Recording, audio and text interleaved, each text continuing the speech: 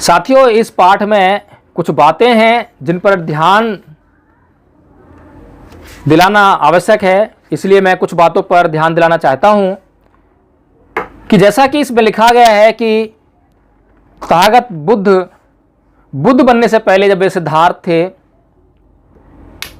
तो उन्होंने एक जर्जर व्यक्ति, रोगग्रस्त व्यक्ति, मृत व्यक्ति को देखकर और एक व्यक्ति सन्यासी को देखकर संन्यास ग्रहण किया और रात को अपनी बीवी और बच्चे को छोड़कर चुपचाप चले गए। साथियों, यह बिल्कुल भी किसी बुद्धिमान व्यक्ति की बुद्धि को जच नहीं सकता। साथियों, सिद्धार्थ ने जब गृह त्याग किया तो उनकी उम्र 29 वर्ष थी। क्या ऐसा संभव है कि कोई व्यक्ति 29 वर्ष की आयु तक किसी रोगी को ना देखे? क्या उनके महल में उनके आसपास रहने वाले लोग, उनके सेवक, उनके पिता, उनके माता या अन्य जो रिश्तेदार हैं कभी बीमार नहीं पड़े होंगे? और यह कि उन्होंने किसी वृद्ध को नहीं देखा, क्या स्वयं उनके पिता 29 वर्ष की आयु तक बूढ़े ही नहीं हुए, एक जैसी अवस्था में रहे? कि उन्होंने किसी मृत व्यक्ति को नहीं देखा, कि उन्होंने एक वृद्ध सन्यासी को देखा? क्या इससे पहले उन्होंने किसी वृद्ध सन्यासी को नहीं देखा? साथियों, ये बातें किसी भी बुद्धिमान व्यक्ति की बुद्धि को जच नहीं सकती हैं। असली कारण यह था कि साकेत और कोलियों के बीच में रोहिणी नदी पड़ती है। उस रोहिणी नदी के जल के बंटवारे को लेकर उनके बीच में कलेश उत्पन्न हुआ। उस कलह को शांत करने के लिए जो साक्यों के सेनापति ने सुझाव दिया वह था कि लड़ाई के द्वारा, युद्ध के द्वारा इस समस्या को हमेशा हमेशा के लिए शांत कर दें। लेकिन सिद्धार्थ का यह सुझाव था कि बैर से बैर कभी शांत नहीं होता और इसीलिए अच्छा हो कि दो लोग इस पक्ष से और दो लोग उस पक्ष से चुने जाएं और वे चारों लोग मिलकर एक व्यक्ति को चुनें और जब ये पांचों लोग मिलकर इस समस्या का एक सम्यक हल निकालें। लेकिन सिद्धार्थ की यह शांतिवादी बात किसी को पसंद नहीं आई। अधिकतर लोगों ने उनकी इस बात से इनकार किया क्योंकि अब तक इस संसार ने अहिंसा का दर्शन ही नहीं किया था। अब तक सिर्फ लोग जीत और हार को हिंसा के द्वारा ही देखते थे। कभी भी किसी व्यक्ति ने अहिंसा के द्वारा, शांति के प्रयत्नों के द्वारा किसी को जीता ही नहीं था। साथियों, इसलिए यह बात जो यहाँ लिखी गई है यह एक ब्राह्मणी षड्यंत्र है, क्योंकि ब्राह्मण कभी नहीं चाहता कि इस देश में बुद्ध का सद्धम्म पुनर्जीवित हो, पुनर्स्थापित हो। साथियों, फिर एक जगह लिखा है जब वह 36 वर्ष का था। साथियों, 36 वर्ष के होने पर उन्होंने संबोधि प्राप्त नहीं की। 29 वर्ष की आयु में उन्होंने गृह त्याग किया, 6 वर्ष की तपश्चर्या की और 35 वर्ष की उम्र में उनको संबोधि प्राप्त हो गई थी। साथियों, इस तरह से इसमें एक ये त्रुटि है कि 36 वर्ष की आयु में उनको संबोधि प्राप्त हुई, लेकिन यह संबोधि उनको 35 वर्ष की आयु में हुई। और जिस मार्ग से उनको संबोधि प्राप्त हुई, 6 वर्षों में उन्होंने सभी प्रकार के प्रयत्न किए, सभी प्रकार के उपायों पर वे चले, लेकिन अंत में उन्होंने केवल यही पाया कि शरीर को सुखी रखकर, शरीर को स्वस्थ रखकर और मन पर नियंत्रण कर कर ही वे संबोधि को प्राप्त कर सकते हैं। और अंततः यही हुआ। और बुद्ध के पूरे धम्म का जो सार है वो यही है कि मन की चिकित्सा ही व्यक्ति को सुखी बना सकती है।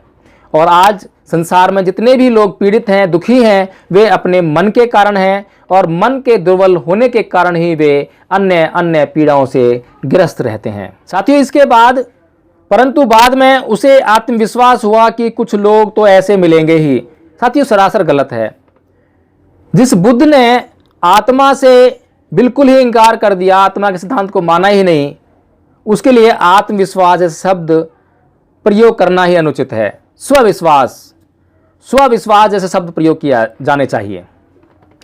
और साथियों यहाँ पर जो है जब उनको यह शंका हुई, शंका नहीं हुई साथियों, जब उनको संबोधि प्राप्त हुई तो उन्होंने यह पाया कि जो मैंने सिद्धांत खोजे हैं वे इतने सूक्ष्म हैं कि सूक्ष्म से सूक्ष्म बुद्धि वाले के लिए भी बहुत ज़्यादा मुश्किल हैं, वह उन्हें समझेगा कैसे। दूसरी जो उनको शंका हुई कि यदि किसी ने उनके सिद्धांतों को समझ भी लिया तो उन पर अमल कर पाना बड़ा मुश्किल रहेगा, कि जो ये मनुष्य हैं ये आत्मा में विश्वास करने वाले हैं, स्वर्ग नरक में विश्वास करने वाले हैं, ये लोग ईश्वर के चमत्कारों में विश्वास करने वाले हैं, उन्हें मेरे सिद्धांत कैसे जचेंगे।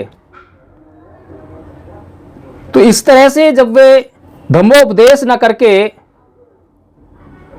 उसके विपरीत अपने निजी कल्याण में लगने वाले थे, तभी संपत्ति नाम के एक व्यक्ति ने उनको मोटिवेट किया कि ये तथागत, यह संसार दुख से भरा है, अब तक आपकी राह देख रहा था और जब आपको संबोधि प्राप्त हो गई है तो उसका उद्देश्य है मानव का कल्याण करना है, संसार का कल्याण करना है। बहुत से लोग गरीबी के कारण दुखी हैं, रोग के कारण दुखी हैं, अपनी वृद्ध आयु के कारण दुखी हैं, जन्म से दुखी हैं, मृत्यु से दुखी हैं, नाना प्रकार के दुखों से ग्रस्त हैं।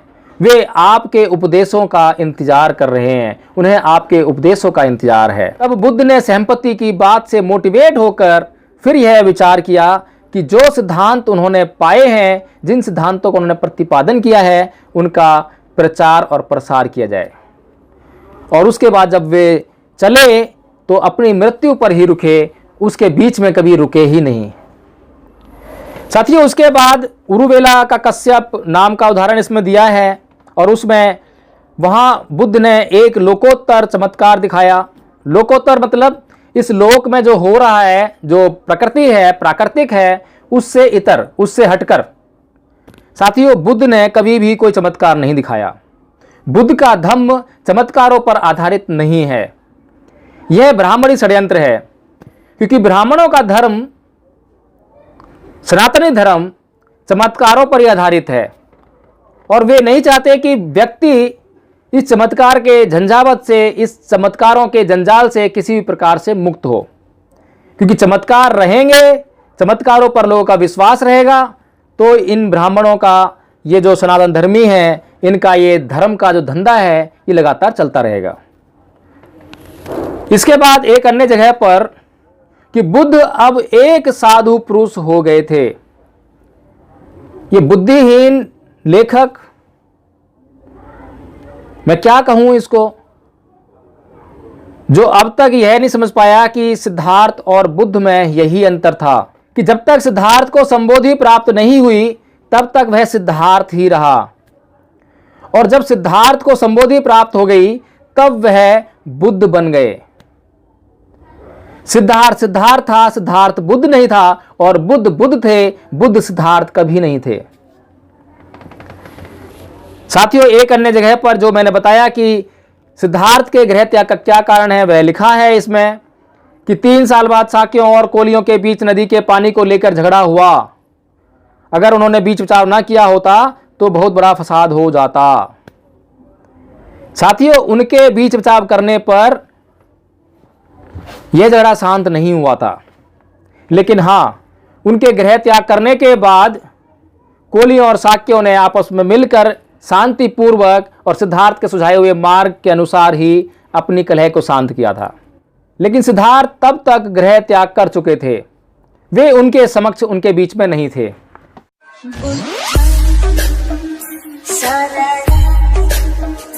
साथियों यहाँ पर लेखक ने 2 बातों से बुद्ध के खिलाफ घृणा फैलाने का कार्य करने का प्रयास किया है। साथियों एक तो यह है कि शुकर मार्दव पदार्थ खाने के बारे में जो कहा है लेखक ने कि उसमें उसके अर्थ में संदेह है या उसके अर्थ में विवाद है। हालांकि इस बात का कि शुकर मद के अर्थ पर क्या विवाद है या वाद है, कोई यहाँ पर संदर्भ नहीं बैठता था। यहाँ पर इसको कहने की कोई आवश्यकता नहीं थी, लेकिन क्योंकि सुअर के मांस से इस देश के लोग घृणा करते हैं, इसीलिए वह बुद्ध के प्रति घृणा को फैलाने के लिए इस बात को यहाँ पर कहता है कि द्रोण नामक ब्राह्मण ने बुद्ध के बाद उनके शिष्यों में फैले झगड़े फसाद को शांत किया। साथियों यहाँ पर ब्राह्मणों का वर्चस्व स्थापित करने का उसने प्रयास किया है। साथियों कुल मिलाकर लेखक बुद्ध के खिलाफ घृणा फैलाने के लिए संकल्पित प्रतीत होता है। साथियों इसलिए हमें ध्यान रखना चाहिए कि हमें बुद्ध के खिलाफ हो रहे षड्यंत्र को भी दिमाग में रखना होगा। साथियों क्योंकि एमए बुद्धिस्ट स्टडीज़ में बहुत से ऐसे छात्र भी होंगे जिनका बुद्ध के धर्म से कोई नाता नहीं है और जो बुद्ध के अनुयायी भी नहीं हैं और अन्य धर्म के मानने वाले हैं। यदि उनके लिए बुद्ध के धर्म का अध्ययन यदि तटस्थ रूप से ना रहा तो उसमें दोष पैदा हो जाएगा। इसीलिए साथियों मैं चाहता हूं बुद्ध के धम्म के अध्ययन को हम लोग तटस्थ होकर करें। तो साथियों इस प्रकार मेरा इस पाठ की समीक्षा को लेकर यही उद्देश्य था कि इसमें जो त्रुटियां हैं या जो षड्यंत्र है उससे आप लोगों को परिचित कराया जाए ताकि आप बुद्ध के धम्म को निर्मल मन से निर्मलता के साथ स्वीकार करें, देखें, उसका अध्ययन करें, उस पर चिंतन मनन करें। साथियों बुद्ध का धम्म सद्धम्म है और उस पर जब तक आप चिंतन नहीं करेंगे, एक एक शब्द पर कोई भी लेखक बोल रहा है, कोई भी विचारक बोल रहा है, जब तक आप उससे तर्क नहीं करेंगे तब तक आपको बुद्ध का धम्म, बुद्ध का सद्धम्म आपको मौलिक रूप में प्राप्त नहीं हो सकता। बुद्ध के धम्म की मौलिकता इसी बात में है कि आप तर्क करें और आपके अपने तर्कों के साथ इस धम्म को पढ़ने या इसका अध्ययन करने का प्रयास करें। जय भीम, नमो बुद्धाय। साथियों आज हम एमए बुद्धिस्ट स्टडीज के छात्रों के लिए एक और पाठ पढ़ेंगे, बौद्ध धर्म का आरंभ तथा बुद्ध चरित्र। वैदिक यज्ञ प्रधान धर्म प्राचीन भारत में आर्यों के मन पर हावी था। धीरे धीरे वह स्वयं इतना कर्मकांडमय बन गया कि उसका विरोध होना शुरू हो गया। मुंडकोपनिषद में कहा गया है कि यज्ञ भवसागर से परलोक में ले जाने वाली नौका तो है, परंतु वह डगमगाती हुई और बिना भरोसे की नौका है। अन्यत्र यह भी कहा गया है कि यज्ञ से मिलने वाला पुण्य अल्पजीवी है। भारतीय तत्वज्ञान का आरंभ नासदीय सूक्त पर जो स्वतंत्र भाव्य रचे गए उनसे होता है। यज्ञ याग की विधियों से हटकर चिंताओं का मन अन्य विषयों की ओर लगा। धीरे धीरे आश्रम व्यवस्था यानी वानप्रस्थ और संन्यास धर्म की ओर हमारे तत्व चिंतक झुके। यह मार्ग केवल ब्राह्मणों के लिए ही नहीं था, जनक जैसे क्षत्रिय भी विदेही बन सकते थे। आर्य विरक्तों के अतिरिक्त अनार्य साधु या वैरागी अवश्य रहे होंगे जिनके उल्लेख नहीं मिलते। उदाहरणार्थ मक्खली गौसाल ऐसे अनार्य विचारों का प्रतिनिधि था। अनार्य साहित्य में श्रवण शब्द बार बार आता है। निघंट, जैन और आजीविक जैसे 5 श्रमण गिनाए गए हैं। वैदिक विष्णु सूक्त में दूसरे लोक की ओर यम सूक्त उपनिषदों में बार बार इस लोक की दुखमयता और अमर जीवन की शाश्वत टोह के उल्लेख मिलते हैं। बुद्ध की प्रतीत्य समुत्पाद वाली कारण सारणी संभवतः इन सूत्रों से निकली हो। माध्यमिक बौद्धों का चतुष्ट कोटि निर्मुक्त वाला भव मांडुक्योपनिषद के अंतिम अनुवाक में ज्यों का त्यों मिलता है।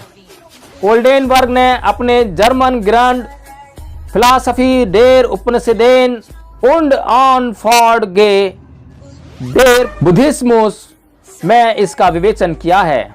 बुद्ध पूर्व साहित्य में अनात्मवाद का कोई संकेत नहीं मिलता। बृहदारण्यक उपनिषद में कुछ अस्पष्ट संकेत हैं, मृत्यु के पश्चात संज्ञा नहीं रहती इत्यादि, परंतु बौद्धों का अनंतता का सिद्धांत इससे नहीं निकला। जीवन की क्षण भंगुरता या 5 तत्वों का मृत्यु से 5 तत्वों में मिल जाना यह एक सामान्य बात हुई। अवैदिक व्यक्ति प्रधान पंथों के बारे में सूपगढ़ श्वेतांबर जैनियों के प्राकृत धर्म ग्रंथ का दूसरा भाग या पाली दीघ निकाय के सामक फल सूत्र आदि से कुछ सूचना मिलती है। गिलगित हस्तलिपि में प्राप्त दीघ निकाय के संस्कृत प्रातिरूप से भी इस सूचना की पुष्टि होती है। इन जैन बौद्ध प्राचीन सूत्रों से अनात्मवाद के मूल का कुछ अनुमान लगाया जा सकता है। ब्राह्मणों में जिन्हें परिव्राजक कहा गया उन्हें ही मस्कर नामक बांस का डंडा साथ में रखने वाले तापस और मुंडक कहा गया है। ये स्थान स्थान पर नित्य विचरण करने वाले साधु थे। एक उपनिषद का ही नाम मुंडक पर रखा गया। सुत्त निपात से पता चलता है कि सिर मुंडाना वैदिक और अवैदिक दोनों पंथों में सामान्य प्रथा थी। कुछ सन्यासी वस्त्रों से अपने पंथ का नाम रखते थे, यथा श्वेतांबर अथवा गेरुए या दिगंबर। कपड़े जिस चीज के बनते थे उससे भी पंथों के नाम रखे जाते थे, यथा केस कम्बलिन। इन अवैधिक सिद्धांतों की छानबीन करने पर पता चलता है कि जैन सूत्रों में ऐसे 363 पंथ और बौद्ध सूत्रों में 62 या 63 पंथ गिनाए गए हैं। महावीर क्रियावादी कहे गए हैं और अजित केसकंबली अक्रियावादी। अक्रियावादी चार्वाक पंथी या लोकायतिक थे। अज्ञानवाद के आचार्य संजय बेलटीपुत्र थे। इन्हें ही बौद्धों ने विक्षेपवादी या किसी भी सिद्धांत को न मानने वाला कहा है। बौद्ध सूत्रों में विनयवाद को शीलवत पारमस्य या शरीर पीड़न से मुक्ति मानने वाला कहा गया है। इस प्रकार के अतिवादों से कुछ नहीं होता, ऐसा भी बौद्ध मानते हैं। संजय ने बौद्ध तर्कों का उत्तर नहीं दिया। जैनियों ने अनेकांत के रूप में उसमें से मार्ग निकाला। बौद्ध साहित्य में बुद्ध के समसामयिक 6 वरिष्ठ गुरुओं का बार बार उल्लेख किया गया है। अजातशत्रु को ऐसे कई गुरु मिले थे, जिनमें पहले थे निगंठनाथ पुत्र। ये महावीर से भिन्न थे। पार्श्वनाथ महावीर से 250 वर्ष पहले हुए। पार्श्वनाथ ने 4 नैतिक सूत्र निर्मित किए थे। महावीर ने चौथे सूत्र अपरिग्रह के 2 हिस्से करके 5 सूत्र बनाए। पार्श्वनाथ के चेले अचेलक या नगन थे। महावीर के शिष्यों ने वस्त्र पहने। यही दोनों में प्रधान अंतर है। उत्तराध्ययन सूत्र के अनुसार श्रावस्ती में पार्श्वनाथ और महावीर के शिष्य एकत्रित हुए। बाद में जैनियों ने पार्श्वनाथ से पहले 22 और तीर्थंकर दिखलाकर इस एकता को सिद्ध किया, परंतु लेखक के अनुसार पार्श्वनाथ और महावीर ने 2 विभिन्न कालखंडों में स्वतंत्र रूप से अपने दर्शन निकाय आरंभ किए, जिनकी भित्ति एक सी थी। निगंठनाथ पुत्र के जो 4 संयम सामय्य फल सूत्र में बताए गए हैं, उन बरिक सिंह नाद सूत्र में बताए संयमों से भिन्न हैं, पर दोनों ही पार्श्वनाथ के 4 नीति नियमों जैसे ही हैं। जैन मत केवल नीति नियमों का आचार धर्म नहीं, परंतु अनेकांत और स्यायद्वाद पर आधारित दर्शन भी है। अंगुत्तर निकाय में और तिक निपात के 74वें सूत्र में जैन दर्शन के पाप मोचन सिद्धांत का मजाक उड़ाया गया है। बुद्ध का दूसरा समकालीन था मक्खली गोसाल। वह अचेलक या नगन साधु था। वह पहले महावीर का शिष्य था और बाद में विरोधी हो गया। उसने आजीवक पंथ चलाया। बाल के लेखक नंद वत्स और किस संकिच नामक 2 और पूर्व चिंतक मानते हैं। गोसाल का सिद्धांत अब कोई नहीं मानता, परंतु किसी जमाने में उसका संसार विशुद्धि मार्ग बड़ा लोकप्रिय था। वह एक प्रकार का जड़ नियतिवादी था। प्रत्येक संसार में निश्चित अवधि के लिए दुख भोगना ही पड़ता है, ऐसी उसकी मान्यता थी। शेष 4 चिंतक जो बुद्ध के समकालीन कहे जाते हैं, उनका महावीर या गोसाल की भांति प्रभाव नहीं रहा। पूर्ण कश्यप अक्रियावादी थे। वे किसी भी कर्म में पुण्य या पाप नहीं मानते थे। अजित केसकंबली भी एक प्रकार के भौतिकवादी थे। परलोक या मानवोपरी शक्तियों में उनका विश्वास नहीं था। पकुद कच्चायन जो शायद प्रश्नोपनिषद में उल्लिखित ककुद कात्यायन हो और जिनका उल्लेख श्वेतांबर ग्रंथ में है, वे शाश्वतवादी थे। उनके अनुसार 7 ऐसे तत्व हैं जो सदा रहते हैं, मिटाए नहीं जा सकते, शेष सब अनित्य हैं। चौथे चिंतक संजय बेलठी पुत्र थे। अजातशत्रु कहते हैं कि जितने गुरु उन्हें मिले उन सब में सबसे मूर्ख ये ही थे। वे विक्षेपवादी थे। वे किसी भी प्रश्न का निश्चयात्मक उत्तर नहीं देते थे। 10 प्रश्न ऐसे हैं जिनका कोई भी उत्तर नहीं मिलता, ना दिया जाता है। संजय ने उन प्रश्नों का उत्तर नहीं दिया और बौद्ध मत में भी उन प्रश्नों का उत्तर नहीं दिया और बौद्ध मत में भी उन प्रश्नों को अनुत्तरित ही रहने दिया है। बुद्ध के पूर्वकालीन और समकालीन इन 6 मतांतरों पर विचार करने से यह सहज स्पष्ट हो जाएगा कि बुद्ध ने नया मत क्यों चलाया और वह इतना लोकप्रिय क्यों हुआ। 1. पकुद कच्चायन और अजित केस कंबली सब अत्थि सब नत्थि मानते थे। इन्हें ही शाश्वतवाद और उच्छेदवाद कहते हैं। दूसरा, गौसाल का विश्वास यह था कि वस्तुजात का रूप पूर्व निश्चित है और उसका कोई मूल कारण नहीं।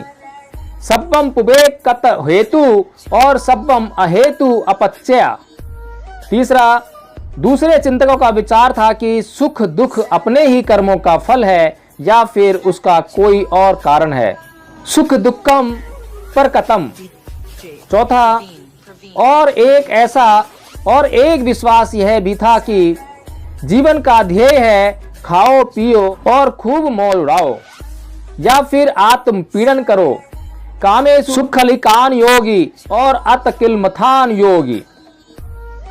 इस प्रकार उस समय की दार्शनिक स्थिति यह थी कि क्या महावीर और क्या बुद्ध, दोनों का ही अतिवादी विचारों से पाला पड़ा था। महावीर ने अनेकांतवाद और शून्यवाद से एक रास्ता निकाला, बुद्ध ने प्रतीत्य समुत्पाद से। जबकि एक और महावीर अपने अतकिलमथ अथवा आत्मपीड़न के सिद्धांत पर डटे रहे, कश्यप, अजित, गौसाल और संजय के विरुद्ध, तब बुद्ध ने मध्यम प्रतिपदा या मध्यम मार्ग का उपदेश दिया। बुद्ध चरित्र। ईसा पूर्व 623 में बुद्ध का जन्म हुआ।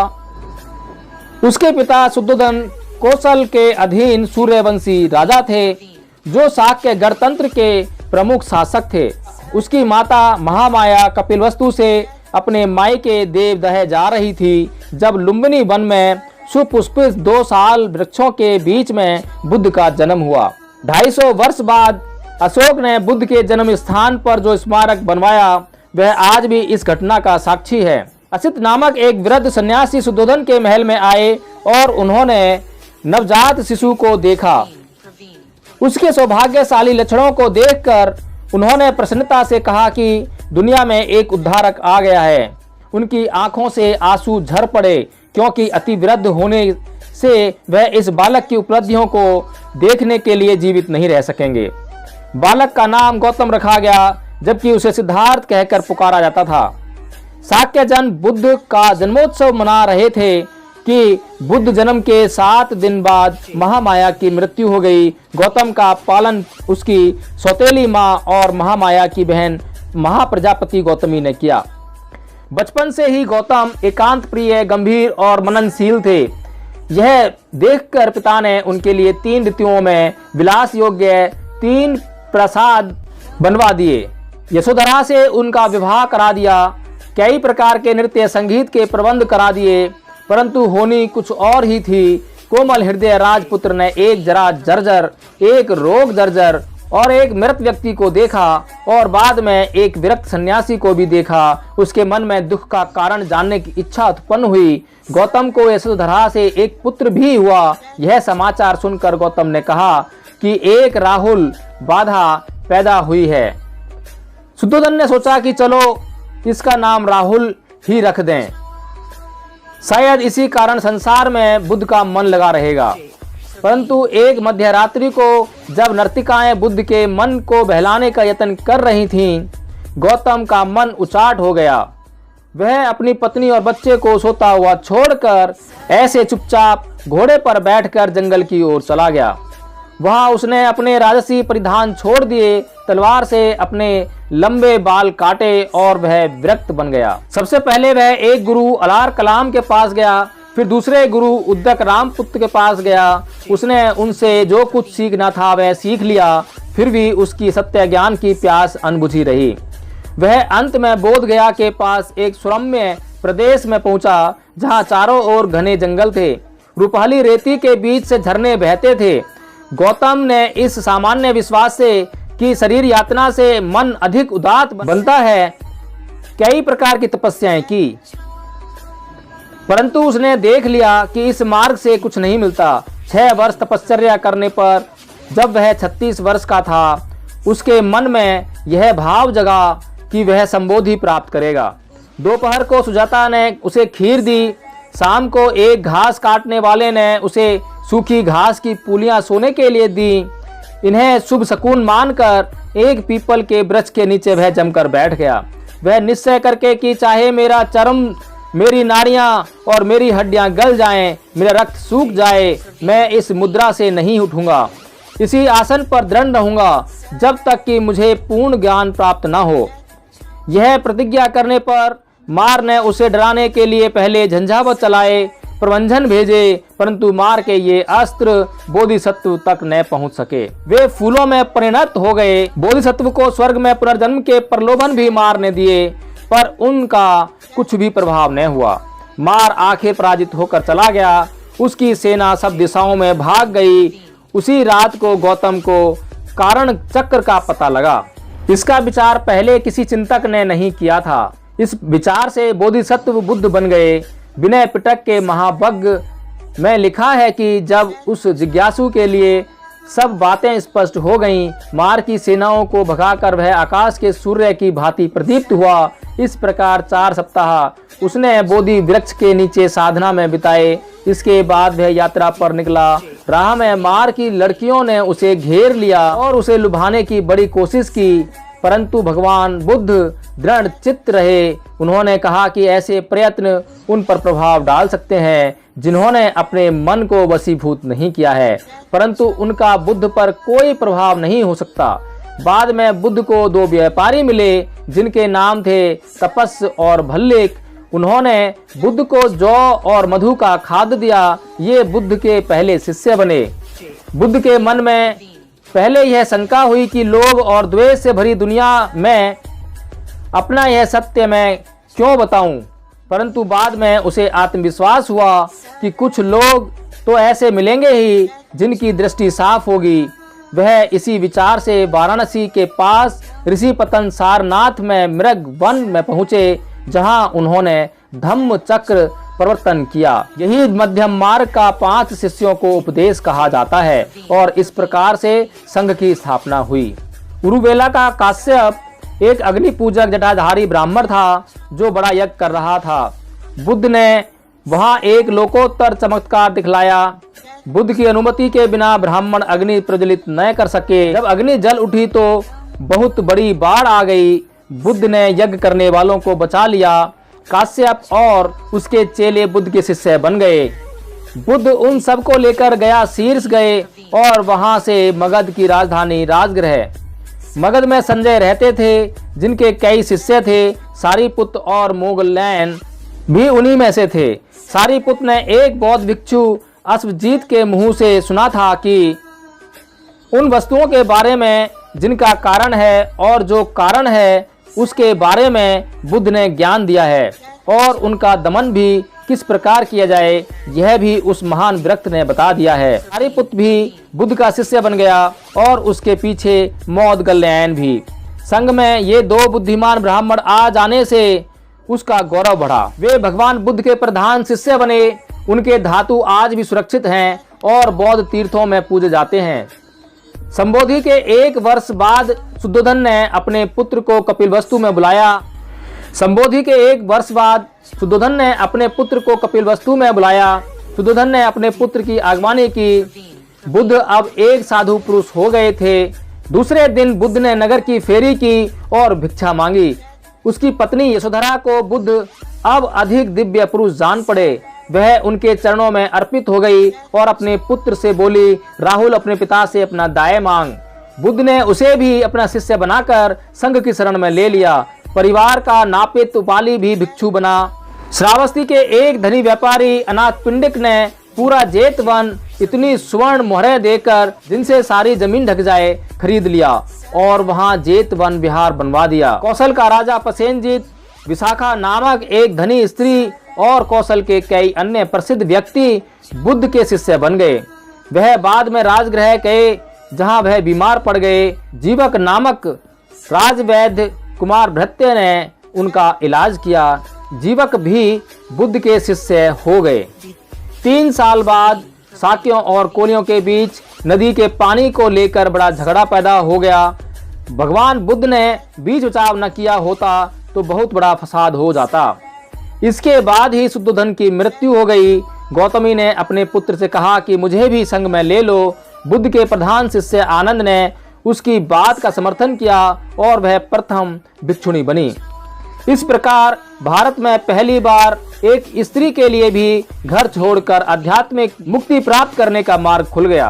कई वर्ष बीत गए। बुद्ध और उनके शिष्य देश भर भ्रमण करते रहे। पुराने अंधविश्वास, जीव हिंसा और परस्पर विद्वेष के विरुद्ध शांति, मैत्री, करुणा, अहिंसा का प्रचार करते रहे। बुद्ध के चमत्कारिक प्रभाव को देखकर कई ब्राह्मणों ने और अन्य संप्रदायवादियों ने बुद्ध के विरुद्ध कई षड्यंत्र रचे। चिंचा नाम की एक वेश्या को बुद्ध को प्रलोभन में डालने के लिए यतन में गहरी सजा मिली। एक दूसरी सुंदरी ने कहा कि वह भी बुद्ध से प्रेम करती है। उसका भी वही हाल हुआ। जब बुद्ध 72 वर्ष के हुए तो अजातशत्रु ने मगध के राजा अपने पिता बिंबिसार की ही हत्या कर दी। यह नया राजा संघ के एक भिक्षु देवदत्त का चेला था। दोनों ने मिलकर बुद्ध के प्राण लेने के लिए यत्न किए, परंतु नतीजा उल्टा ही निकला।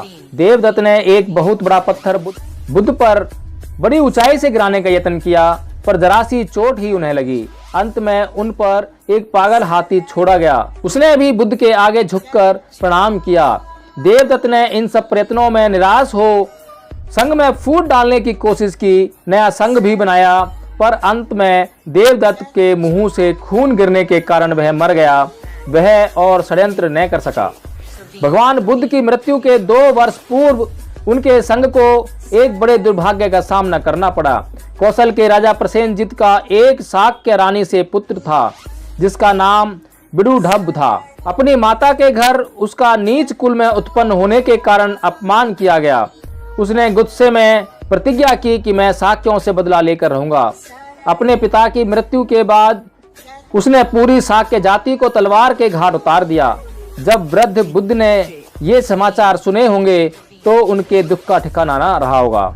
फिर भी वह जगह जगह घूमते रहे और शांति, विश्व बंधुत्व, प्रेम और पवित्रता का उपदेश देते रहे। आम्रपाली नामक कणिका ने अपना आम्रवन संघ को दे दिया। 80 वर्ष की आयु में बुद्ध को लगा कि अब उनका अंत निकट आ गया है। उन्होंने आनंद को समझाया कि अब बुद्ध वाणी ही उनकी निर्देश दायिनी रहेगी। शाक्यों के कत्ले आम के बाद एक ही सप्ताह में सारिपुत और मोदगल्यायन भी मर गए। तब बुद्ध पावा में थे।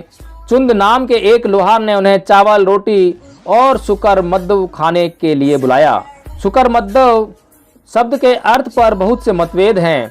कुछ लोग इसे सुअर का नरम मांस मानते हैं, कुछ लोग एक प्रकार की वनस्पति। वह जो भी रही हो, बुद्ध को वह खाद्य वस्तु पची नहीं और उन्हें पेचिश हो गई। उसी बीमारी में वह कुशीनगर पहुँचे। वहाँ 2 साल वृक्षों के बीच में ही वह जन्मे थे। उसी स्थान पर वह मरे। वे एक सिंह की भांति लेटे रहे। उन्होंने हजारों भिक्षुओं को उपदेश दिया। उनके अंतिम शब्द थे, अब भिक्षुओं, मुझे तुमसे और कुछ नहीं कहना है। केवल यही कहना है कि जो कुछ बना हुआ है वह क्षय होगा। निर्वाण के लिए अपने आप उत्साह से यत्न करो। बड़े राजसी सम्मान से उनका अंतिम संस्कार हुआ। बुद्ध की अस्थियों को लेकर जो झगड़ा उनके शिष्यों में हुआ वह द्रोण नामक एक ब्राह्मण ने शांत किया। भारत के विभिन्न भागों में 8 स्तूप बनाए गए, वहाँ उनके धातु रखे गए। वैशाख पूर्णिमा को ही उनका जन्म हुआ, वैशाख पूर्णिमा को ही उन्हें संबोधि प्राप्त हुई थी। अतः यह 3 प्रकार से पवित्र दिन माना जाता है।